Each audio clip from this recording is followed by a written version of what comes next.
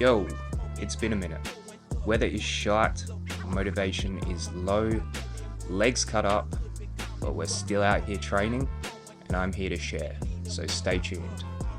If you're a product of the modern world, busy and tied down with responsibilities, then being efficient is an extremely important parameter when it comes to building training consistency. The more factors you add, such as commute time, expensive gym memberships, and overcrowded equipment, the less likely you will be to adhere to the program. Calisthenic circuits are pretty maxed out in terms of efficiency. They effectively reduce the total time spent working out, they are scalable for all ability levels, and due to the nature and intensity of them, they have the ability to both build muscle through using an effective rep range, and burn fat by getting the heart rate up more than standard protocols.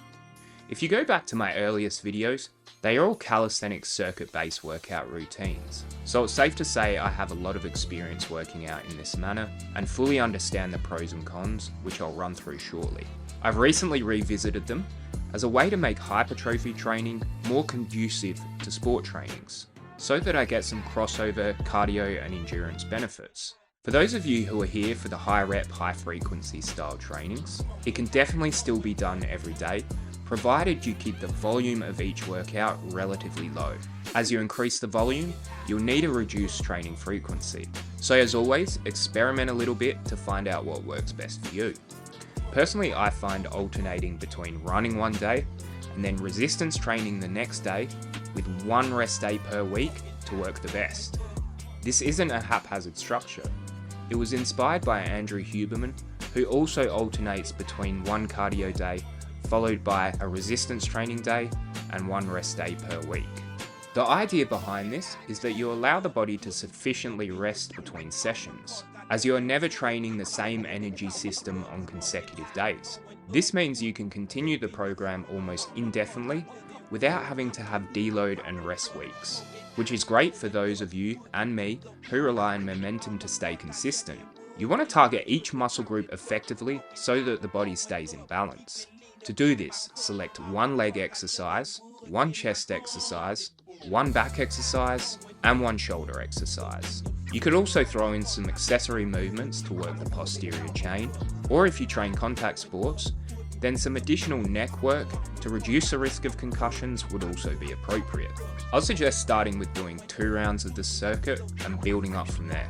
This reduces your risk of getting injured early on in the program, which unfortunately is extremely common after long periods of inactivity, and something to always keep in the back of your mind when you return to training after a break.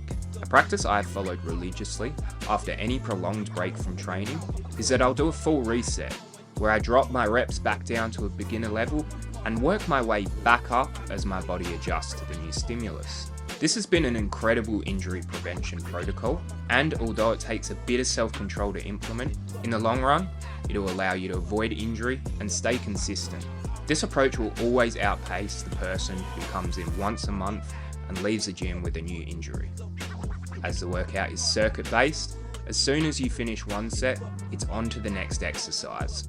No rest. So expect your heart rate to be higher than conventional programs that encourage you to rest and recover in between sets.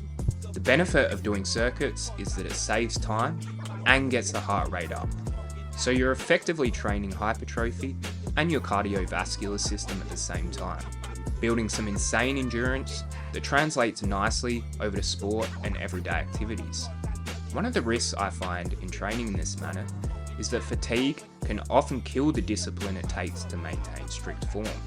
So still place a large focus on form, and if you have to cut the set off a few reps early to avoid adopting hazardous exercise form that could lead to an injury, then make that sacrifice any day of the week. I hope you all enjoy this training method and get some good gains. As always, leave any comments, questions, or abuse down below. Cheers.